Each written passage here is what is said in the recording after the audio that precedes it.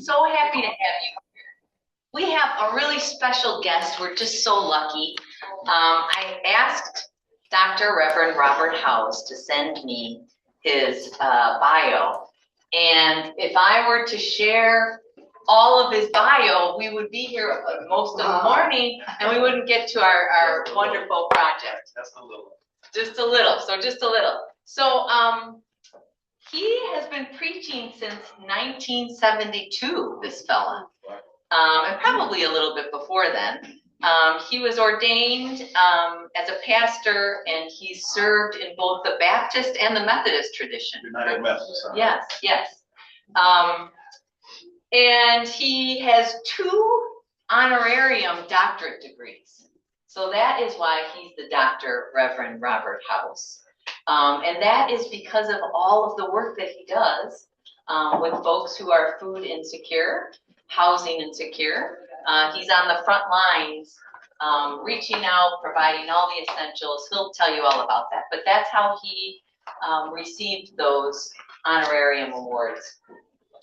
He is both the founder and the pastor currently of New Life Baptist Church. And he started that in 1986. And he'll share where that is, and I'm sure how he started that. He is a gift to so many people, and his ministry is a gift to so many people. And one thing that's to note, so New Baptist Church and the work that they do, they receive a grant from Rummage. So this is one of our grant recipients. That's how we came to know each other. But he is well known on the committee because what Robert does is when it's time for the grants to be distributed, he calls our office and he says, I would like to come in person to come and see you all and receive the check. And so he is known on the benevolence committee as the fella who comes with this bright light to the office to receive the check, talk to us all, and have this personalized relationship.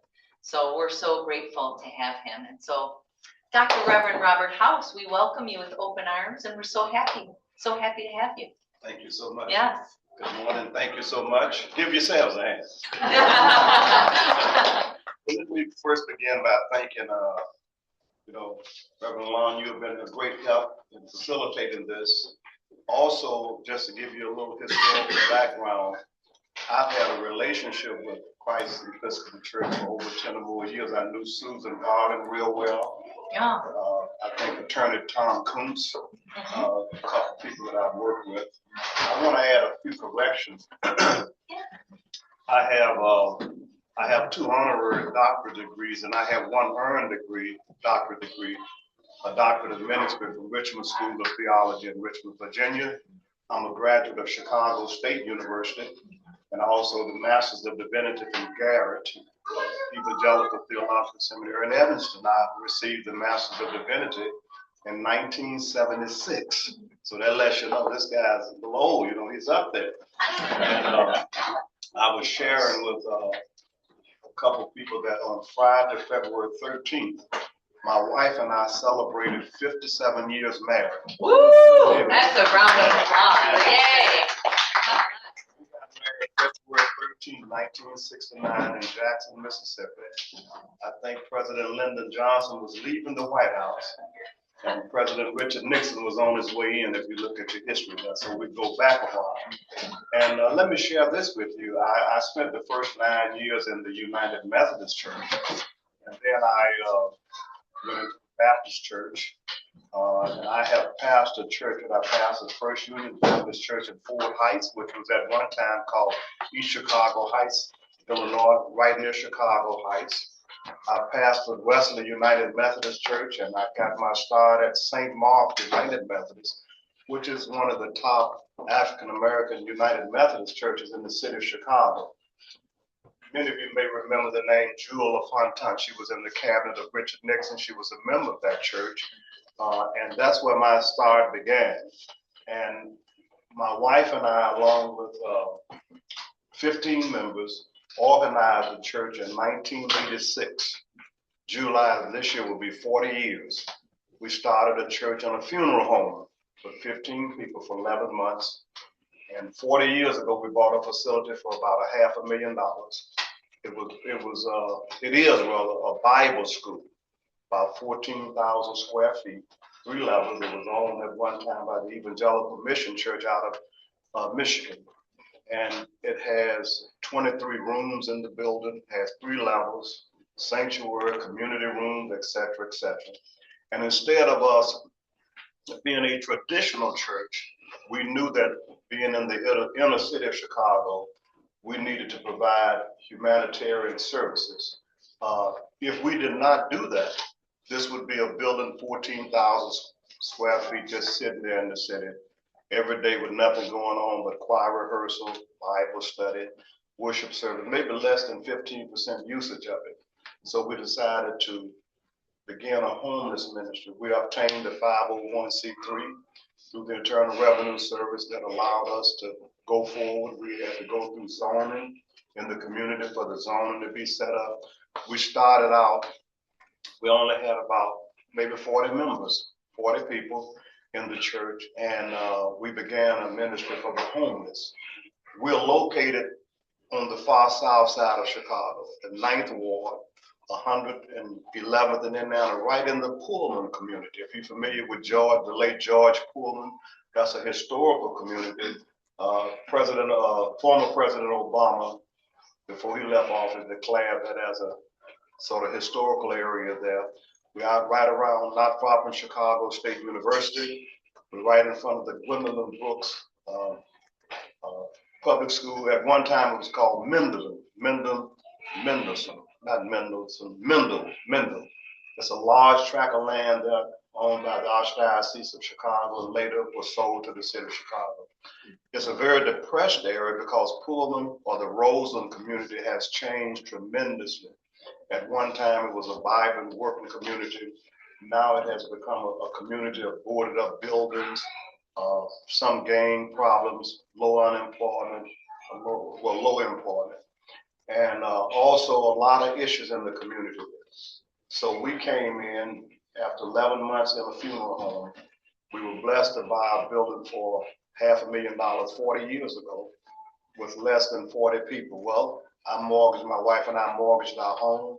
We had just bought a home, and we mortgaged that home along with whatever people had in order for us to get this building. We got the building in less than a year's time. We started off as a drop-in center for the homeless. A lot of people in the community are homeless. A lot of people are walking and coming and going.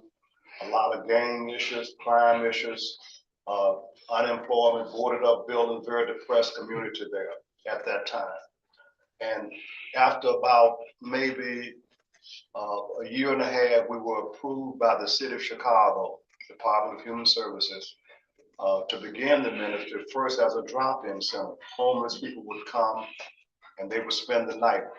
As I said, there's over 22 rooms in the building, 3 levels. Sanctuary seats about 250, community room seats about 75, another room seats about 50 people, and lower level, first floor, second floor. After about maybe a year and a half of being vetted and also doing the work we were doing as a drop-in center, we got approved as a place for single women and children, 40 women and children. The women that didn't have children could live in the rooms, and the women that did not have children, we had a dormitory set up with bunk beds and everything. We did this for about 6 or 7 years. We were awarded a budget of about $150,000 a year. You know, that's not a lot of money then, and now many people make that middle managers. But we were able to do the work because we brought volunteers in. We got people in the community involved of different denominations. Some people, no denomination, agnostic or atheist or whatever. They came in, but they had a heart to help people. That's the key thing about people. They don't get caught up many times in church things that you may be doing, like your worship, your Sunday school, your Bible class, or things like that. But if you're helping people, I realize people have a heart for humanity. Doesn't matter what ethnicity, what racial group, what area you're from. Anytime you're doing things to help people, that seems to reach people. You know, people have a heart to help one another. So we started this ministry, and we did that for about 6 years with the women and children. Then funding ran out. The city began to centralize their homeless program. They began to eliminate a lot of shelters and homeless places. So when that happened, my wife and I said, well, look, we don't really need the city to continue to do what we're doing. We have the zoning, we have our building here, and we have a cadre of people that's willing to work and help. And that's when we began to do it ourselves. And now our ministry consists of several components. We have 12 vacant rooms in the building. That's right now, we have 10 people living in those rooms. These are men that live in these rooms, and these are many times senior men or middle-aged men that maybe have a small income. Maybe they only get about $900 or $1,000 a month. So we allow those rooms to be utilized by subsidizing and helping them. We allow them to pay about $18 or $20 a day for they have their own room. They're able to come and go, and then we help them to get their state IDs. Whether you know it or not, if you don't have a state ID or a driver's license, something to identify you from the state, the police can arrest you. They can hold you for 72 hours because they don't know who you are. So we work at trying to get the men state IDs at the DVM. We also work with the men to encourage some of them to get their GED if they have not gotten their high school diploma. We also encourage them to take up various skills and trades where they can supplement their income and become more useful. We have that program going 24/7. We also have men who have come through the program, who have reunited with their families, have become members of various churches. Many of them have turned away from substance use, abuse of it, and many have also turned away from alcoholism, not just social drinking, but from addiction and so forth. And we're able to do that. Then we have another program 3 days a week, Monday, Wednesday, and Friday, which is more transitory. People walk in the streets, they can come into the building Monday, Wednesday, Friday from 9 to 1. They can get a hot shower. We have showers in the building. They can get clothes to wear, personal hygiene items, and they have safe space that they can be in from 9 a.m. to about 1 o'clock, Monday, Wednesday, and Friday. Can you imagine leaving a shelter in the morning at 6 or 7 a.m. and you cannot come back to that shelter until 6 p.m. at night? So that means all during the day, you're walking backwards and forward, going to the park, going to the library, sitting around under a tree somewhere on a bench, wearing and watchful of whoever may come along and take what little you have in that kind of situation. So we're able to provide space and time for people to be in that situation until they go back to the shelter in the evening. As I said, we have a dining room that seats over 125 people. We have space and room where people can come in. They can get underclothes to wear. They can get other clothes with them. They cannot get a lot of clothes because the shelter will not allow you to bring in a lot of things at night. So you have to carry most of your things with you as you come and go. So after they've gotten the showers, they've gotten clothes to wear, personal items, then they sit down and have a hot meal. I don't mean just a snack, but they're able to have a good hot meal, more in line with the kind of food they like to eat. And after they get through eating, they have at least consumed 6 or 7 hours. So they only have 2 or 3 hours left before they go back to the shelter and leave. Now, while they're there eating and getting clothed, we recognize that man or woman cannot live by bread alone. You can't just exist in society, I believe, just eating food and getting a shower and some clothes. So we have to put some useful things, some positive things with them and in them. So we bring people in to talk to them. We bring people in to motivate. We bring people in to connect them with the various state or federal services that they may need. Other social service agencies like Salvation Army, Catholic Charities, and other agencies that will help them while they are in the program of coming to where we are. We have a lot of men, and we're about 99% men, by the way. We have very few women, a few every now and then, but it's mostly men. And many of these men have come out of the penal system. They have been incarcerated before. We're able to reduce incarceration, by giving people useful things to do and letting them see that you can't make it, breaking the law.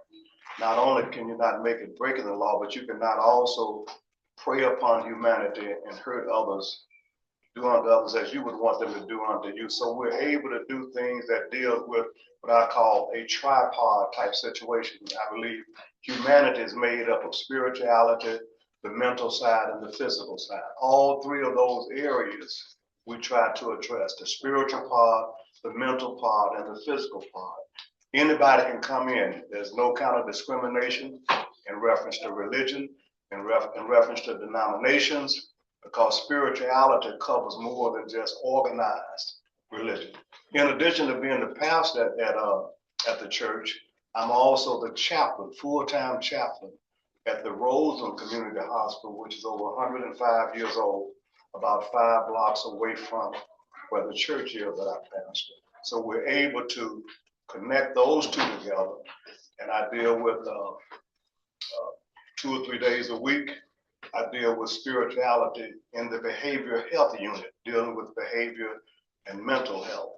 So we're able to help a lot of the men and women there. In closing, we do all this work. Our budget is less than $150,000 a year. And that less than $150,000 a year covers the infrastructure of the church. We're able to deal with the lights, the gas, the water, the phone systems and so forth, the maintenance of the facility. And any monies that we dispense, we usually give that money to the homeless. Like we use the homeless to help cook. We use the homeless to help clean up. We use the homeless to help serve food. And they have a participation, just like a service today. I was very impressed with the usage of so many clergy and lay people today in your worship service. I found that to be quite interesting as I sat through the whole service to see the involvement. And I want to commend the rector, the associate rector, for the great involvement of the lay people and the clergy in what you all do here. So we're grateful, very grateful for the help you give. I preached at Winnetka Congregational Church before, right near you. This June, I will be preaching at First Presbyterian Church in Wilmette on 9th Street. We have a fellowship with them. I've preached at the Chinese Christian Fellowship Church on Illinois Road in Wilmette, also many times.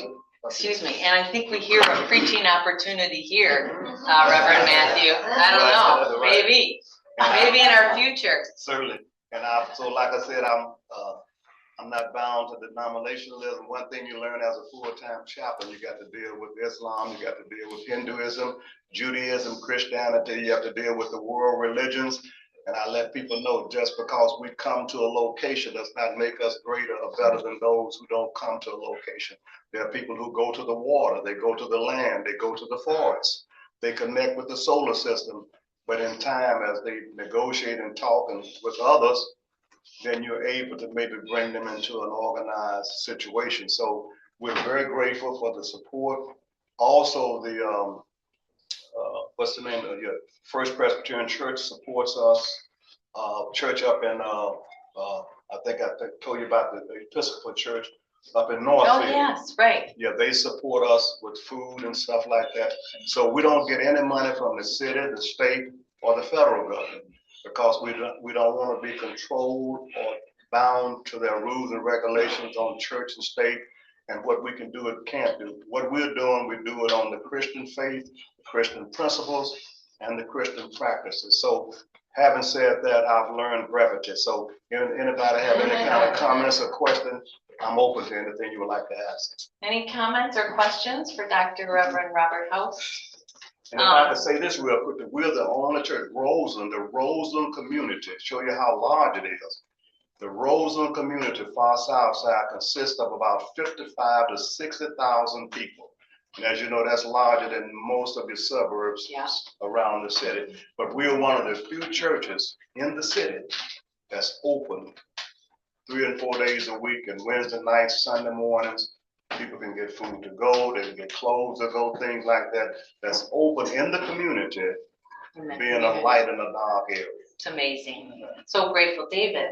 So when Episcopalians are confirmed at age roughly 14, there used to be a saying that they were confirmed into invisibility. We wouldn't see teenagers for a long time, in some cases a real long time, after they were confirmed.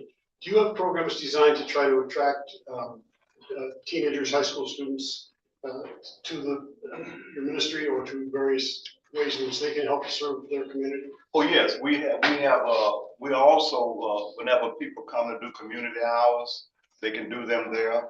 We have great. interns, we have people who come to that puts in hours and time. But we don't have a lot of, I must commend you all, because when I saw all of the children today and the teenagers and the young adults, then I saw replacement, I saw continuity. So I want to commend the rest of you for having that, because you can go into a whole lot of churches. They're mostly seniors. Nothing against the seniors. I'm one myself. but let's face it. If we don't have continuity and continuation in terms of young people and children, the ministry or nation or anything will soon die. Yeah, So that's the truth. I was very impressed with what I saw today with the children and the young people and the participation. That is not just one man or one woman or 2 or 3 people, but a whole lot of folk. Yes. That had jobs or assignments, and I found that to be quite impressive. And I usually get around, so I could say that's quite an experience. Thank you. Well, it's interesting that you say that. It's a great segue, because we have participants here, what we're up to in the second part, and we're so grateful for the backdrop and context you provide. We are putting together 50 backpacks. Beautiful. And we have all kinds of essential needs. That's what you see in this U-shaped form over here. So, hey, Chris, you're right by the backpacks. Can you hold up? So this is what the backpacks will look like. Beautiful. But they start as these tiny little packets that we're going to open up, and they fluff out into the backpack. And in the backpack, we're gonna do an assembly line. We're gonna take a backpack and walk around the tables, and we'll line them all up. We've got, we start with soap, we've got lotion, we've got toothbrushes, toothpaste, power bars, razors, which you said was very important. And we're gonna go around and fill these up, and then Robert is gonna bring them back to folks and pass them out as Right. you see fit. Right, because in my van, by the way, I was able to, I hope I haven't gotten a ticket, but I forgot my handicap sign, but anyway, I parked in the handicap spot out there. What we're going to do here for Christmas and New Year, Thanksgiving and Christmas, we fed over 175 people. During those 2 holidays, people came in and ate and had a beautiful program. I'm going back to my church this afternoon, where there's a big community effort going on today as we celebrate African American history in February. And we will be doing some bingo and games and playing and, sharing with people and stuff this afternoon, because our faith should be also some fun and some joy. And so we're doing that to lift people's spirits in the community and involved in it. Amen. So, well, we would love to, all of you, if you're willing and able, between us all, we can rock these out in just a short bit of time. And we are going to fill your van. Okay. And we've also got some supplies for you that we talked about. So we've got paper towels and plates and a whole bunch of other things that they need. So, who's in? Count me in. All right, come on, everybody.